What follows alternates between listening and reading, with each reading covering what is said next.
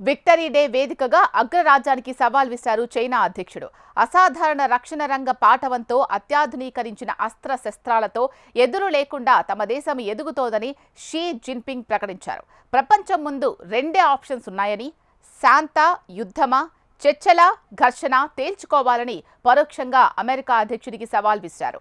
సుంకాలతో సవాల్ చేస్తున్న ట్రంప్ వైఖరిని ధిక్కరించేలా జిన్పింగ్ ప్రసంగం సాగింది. ఈ పరిణామం సహజంగా అగ్రరాజ్యాధినేతకు ఆగ్రహం తెప్పిస్తోంది.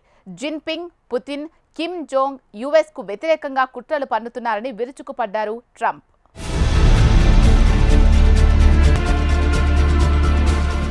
రెండో ప్రపంచ యుద్ధంలో జపాన్పై విజయం సాధించి 80 ఏళ్లు పూర్తయిన సందర్భంగా నిర్వహించిన ఉత్సవాలలో తన విశ్వరూపాన్ని చూపించింది చైనా. బీజింగ్లోని ప్రఖ్యాత తియాన్మెన్ స్క్వేర్లో నిర్వహించిన విక్టరీ డే మిలిటరీ పరేడ్ ఎంతో సందడిగా కనిపించింది. చైనా అధ్యక్షుడు జిన్పింగ్ విదేశీ అతిథులకు స్వాగతం పలికారు. రష్యా అధ్యక్షుడు పుతిన్, దక్షిణ కొరియా అధ్యక్షుడు కిమ్ జోంగ్ ఈ వేడుకల్లో ప్రత్యేక ఆకర్షణగా కనిపించారు. చైనాలో భారత రాయబారి ప్రదీప్ కుమార్ రావత్, పాక్ ప్రధాని షెహబాజ్ షరీఫ్, నేపాల్ ప్రధాని కేపీ శర్మ ఓలీ, మాల్దీవుల అధ్యక్షుడు మహమ్మద్ ముయిజు సహా 26 దేశాల అగ్రనేతలు దీనికి హాజరయ్యారు. ఈ కార్యక్రమాన్ని తిలకించేందుకు దాదాపు 50,000 మందికి పైగా ప్రజలు హాజరయ్యారు. ఈ పరేడ్ సందర్భంగా చైనా తొలిసారిగా తన దగ్గర ఉన్న అత్యాధునిక ఆయుధ సంపత్తిని ప్రపంచానికి చూపించింది. ముఖ్యంగా 4వ తరం ప్రధాన యుద్ధ ట్యాంకర్ తొలి నమూనాను ఇక్కడ ఆవిష్కరించింది.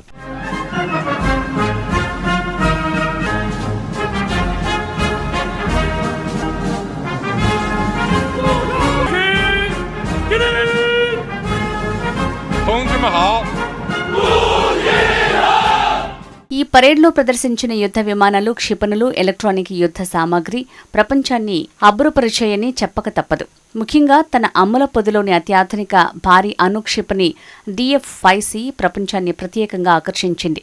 ఈ సరికొత్త మిసైల్ రేంజ్లోకి భూగోళం మొత్తం వస్తుంది. 20,000 కిలోమీటర్ల రేంజ్లో ప్రపంచంలో ఎక్కడున్న లక్ష్యాన్నైనా ఇది ధ్వంసం చేయగలదు. అత్యాధునిక గగనతల రక్షణ వ్యవస్థలను ఛేదించుకుని వెళ్లగలదని చెప్తున్నారు. శత్రువు ఎక్కడా అందకుండా దాక్కునే అవకాశం ఉండదు. శత్రువు దేశంలోని భూగర్భ స్థావరాలను కూడా ఛేదించగలదు. ఈ క్షిపణిని ఒక్క వాహనంపై తీసుకువెళ్లటం సాధ్యం కాదు. దీన్ని 3 భాగాలుగా తరలించి ఆ తర్వాత అసెంబ్లింగ్ చేసి ప్రయోగిస్తారు. ఈ భారీ అణు ఖండాంతర బాలిస్టిక్ క్షిపణి దాడి సమయంలో శబ్దం కంటే 10 రెట్లు వేగంగా ప్రయాణించగలదు. వేర్వేరు లక్ష్యాలపై ఏకకాలంలో దాడి చేసేలా 10 వార్హెడ్లను తీసుకువెళ్లగలదని అంచనా వేస్తున్నారు.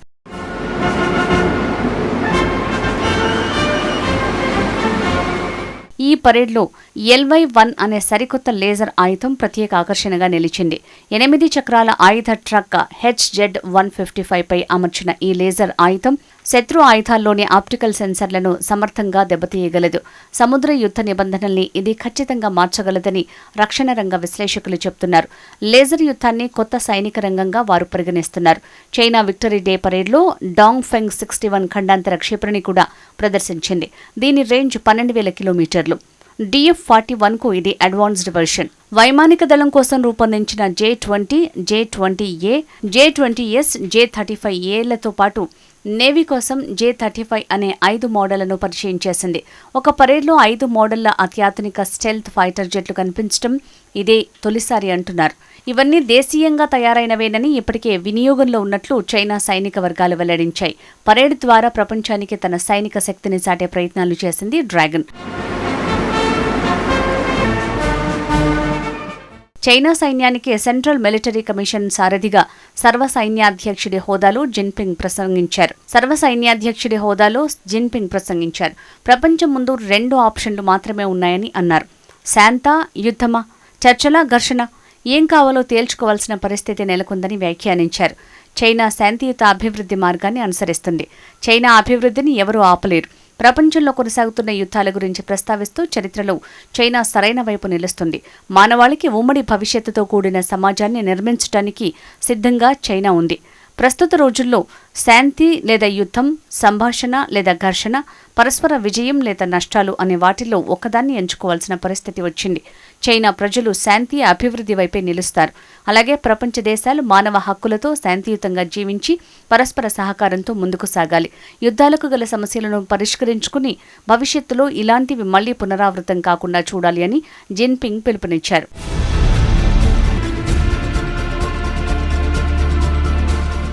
అమెరికా వాణిజ్య సుంకాల యుద్ధం వేళ తన ప్రత్యర్థులు ముఖ్యంగా అమెరికాకు తన సైనిక శక్తిని చూపించేందుకు ఈ విక్టరీ డే పరేడ్ను ఉపయోగించుకుంది డ్రాగన్.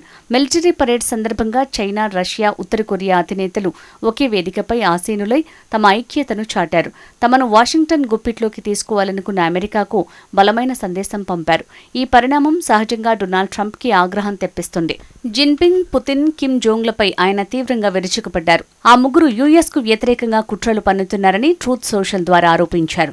రెండో ప్రపంచ యుద్ధంలో చైనా కోసం పోరాడిన అమెరికా సైనికుల త్యాగాలను గుర్తించాలన్నారు. నాటి పోరాటంలో ఎంతోమంది యుఎస్ సైనికులు ప్రాణాలు కోల్పోయినట్లు తెలిపారు. వారి ధైర్యం, త్యాగాలను జిన్పింగ్ గుర్తించి గౌరవిస్తారని ఆశిస్తున్నట్లు తెలిపారు. కాగా చైనా అధ్యక్షుడు జిన్పింగ్ చైనా ప్రజలకు ట్రంప్ శుభాకాంక్షలు తెలిపారు.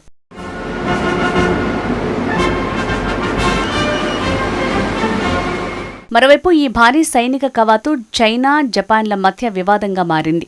ఈ వేడుకలో పాల్గొన్నదని ప్రపంచ నాయకులను టోక్యో కోరింది. జపాన్ చేసిన ఈ అభ్యర్థనపై చైనా దౌత్యపరమైన నిరసనను తెలియజేసింది. తియాన్జిన్లో జరిగిన ఎస్సీఓ శిఖరాగ్ర సమావేశానికి వచ్చిన నేతలందరూ ఇందులో పాల్గొన్నారు. కాగా షాంఘై సదస్సుకు వెళ్లే ముందు భారత ప్రధాని మోడీ జపాన్లో పర్యటించారు.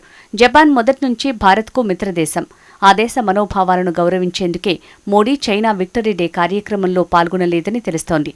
చైనాతో దౌత్య సంబంధాలకు ప్రాధాన్యత ఇస్తూనే జపాన్తో చారిత్రక బంధాన్ని కొనసాగిస్తామనే సందేశాన్నిచ్చారు ప్రధాని మోడీ.